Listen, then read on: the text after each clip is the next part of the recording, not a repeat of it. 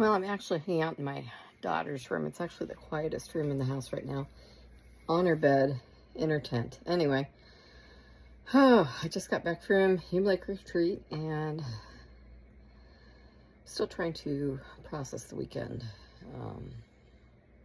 Kind of a lot went on, and of course I come down the mountain and find out that they had the Charlie Kirk memorial today.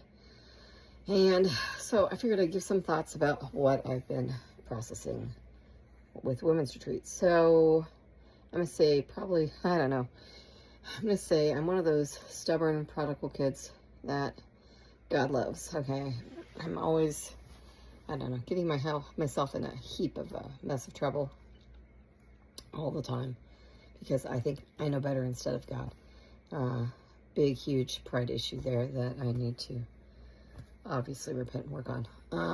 But where this kind of gets me into trouble, I'm going to say, is I feel like God's given me a lesson multiple times through several different people, and I'm going to call it the Judas test. And I remember there was an article, well, it's something I wrote on an article about the Judas test probably back in 2012 from one of my Judases back then. But the thing is I've had a string of them, and each one has taught me something different. I'm going to say the first Judas taught me that I needed to forgive my enemies, and I didn't want to. I mean, I had a lot of bitterness and anger, resentment there, and eventually, I was able to forgive that person, and I still pray for that person to this day. I really do. I still pray for her. I don't know where she's at in her relationship with God. I know at some point she professed having some sort of faith in God, but I'm not too sure she was a Christian or she's become a Christian. Really not too sure, but I still pray for her. And then I had a second Judas, and this was one that was really heartbreaking. Like, she hurt me a lot because she knew about the first Judas, but then she chose to do something very similar to what that person did to me. And it took me many, many, many, many, many, many, many, many years to get past the hurt and pain in that situation. And I think a lot of it was probably based on fear. So I had a lot of fear of her retaliating again against me if I were to reach out to her. And it came after people she knew that I knew that I worked with, when a big old group of them resigned at the same time. At that point, I felt like it was safe, I'm going to say, to reach out to her. In fact, it was like a year ago, almost a year ago to this day.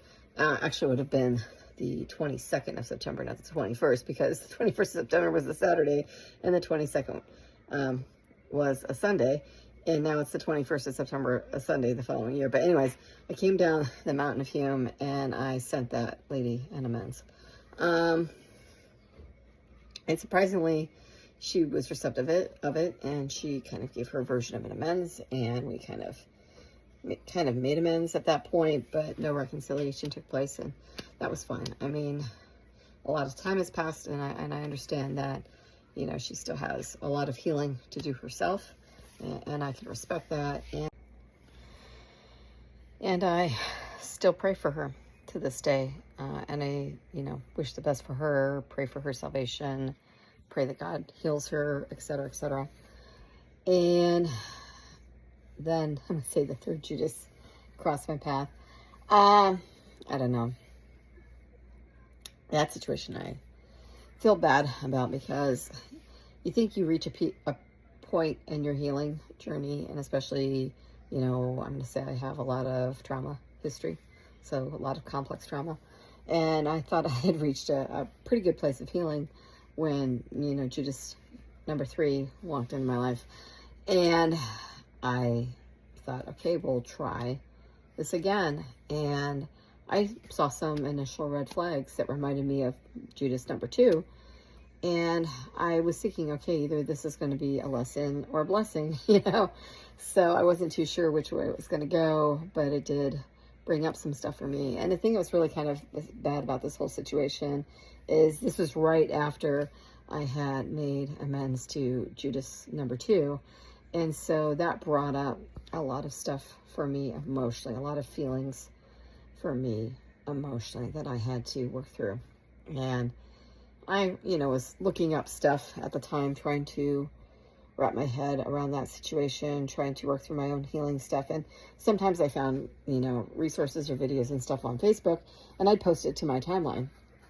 And I mean, more of it was there as I didn't have time to watch the full reel or the full video, and I'd post stuff on my timeline like I typically would, that I would then go back later and watch when I had time. And so anyways, a lot of this stuff I was posting was me still processing, we'll say, Judas number 2.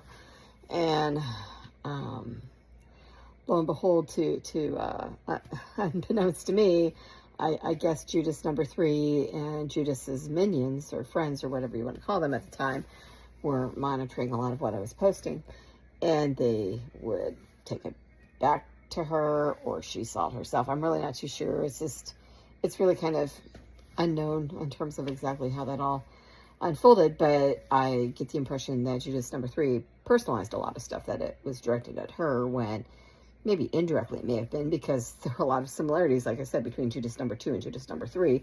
So I can see why Judas number 3 might have personalized it. So anyways, time goes on, and, I'm still trying to work through a lot of my own trauma stuff, and a lot of stuff was getting re-triggered at that time. I mean, I had a lot of stuff from my past, from my original trauma that got triggered because of all the professional baggage it created for me. And then I had trauma around Judas number 2 that was getting triggered. And I had a current traumatic situation that had happened a few months prior to that. And so I had like this, it was almost like the perfect storm of all of these trauma triggers coming in at once. And unfortunately, I'm going to say, I got triggered a lot by how can I word this without sounding really negative? I'm going to say things that I perceived to be very inconsistent in Judas number 3. So it was my perception of a lot of their behavior was very inconsistent to me. And that inconsistency was creating a lot of doubt, worry, anxiety. It was triggering a lot of my insecurities on top of what I was already experiencing with trauma triggers. So it's just basically the perfect storm that basically imploded on me, I guess, getting a little irritated and ticked off at Judas number 3, where I confronted them, and then, of course, confronting, taking space, and of course, they retaliated, making them Judas number 3. So, what have I learned in this last one? And I'm going to say, I think what I've learned in this last situation with Judas number 3 is to really try to see them from the perspective of grace, and being able to understand kind of what was going on with them, and trying to really put myself in their shoes during the entirety of what would have been our friendship, and trying to maybe understand their reactions at the same time, working through my side and understanding my reactions. So I'm basically trying to see both sides of the situation, and then looking to see where I need to heal and grow. And so that's how I've spent the last several months. Out of all of these things with all of these Judases, I think what God has really taught me is realizing how broken we are as humans, and how, in ways we're big old Judas to God, but yet God still has chosen to love us. He has chosen to sacrifice, his son on a cross for us to pay the price for our sin. And so if we're supposed to live like Jesus, how do we play that out to others? And so, a lot of it comes down to, for me, is just, praying for my enemies. I try to role model this for my daughter every night. I pray with her every night. And part of my prayer is I do pray for my enemies. I pray for their salvation. I pray for their emotional healing. I pray for their everything they may be struggling with, their physical healing, whatever their struggles may be. I also pray for relational healing. I pray that God puts strong Christian women in their life.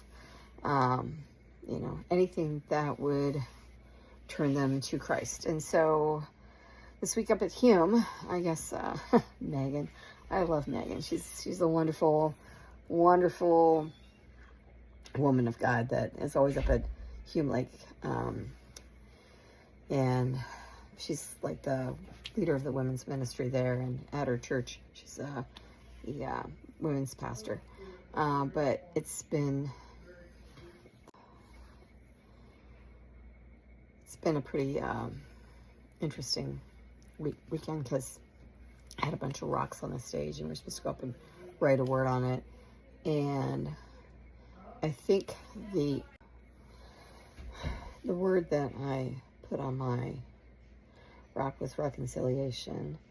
And I'm not going to say necessarily reconciliation between me and my Judases, because, all of that's got to be in God's hands. I mean, if he wants to reconcile us, great. But at the same time, I think the greater reconciliation is between me and God, them and God, and for them to be reconciled to God. And so that's what I'm taking out of this, is to learn to pray, obviously, for my enemies. And I mean, it seems to be fitting, especially given where we're at in the country right now, with today's with Charlie Kirk's memorial, and his wife saying that she forgave the shooter. I mean, that's huge. I'm going to say, has she emotionally forgiven him? No. I'm going to say it's more of a choice. She knows to be a follower of Christ that we have to forgive our enemies. And I think for her making that a public declaration, that was more of her putting herself on accountability of, God, I know I may not be ready to actually forgive them, but I'm going to make a choice that I'm going to choose to forgive this person, even if my feelings don't match in the moment. And knowing that she's probably going to be continuously praying to God that he will heal her heart, so that one day the feelings will match where she's at. And I know this to be true, because I know this is how it's been in my own life, where I knew I had to forgive, but my feelings weren't necessarily matching at the time for that person. But I would continue to pray. And sometimes prayer would start out like, God, I know I need to forgive this person. I don't want to forgive them, but I know you want me to forgive them. Help me have a heart to forgive them. And sometimes that prayer would last for months or years to get to a point where I could honestly say that I do forgive all the Judases in my life. I forgive every single one of them. And they don't even have to ask for forgiveness. They don't even have to make amends. Forgiveness is really not about me and them. It's between me and God, being able to forgive them so I can be in a right relationship with God. And so anyways, what did I take from Hume? I'm going to say, recognizing that I need to be in a place where I'm open to God working in me and using me in people's lives, and being able to, I'm going to say, live out reconciliation, if at all possible, with others. And also trying to walk into what he's called me to be as his daughter, and trying to live out my purpose for him. And anyways, I'm still processing, so I hope you all have a blessed day.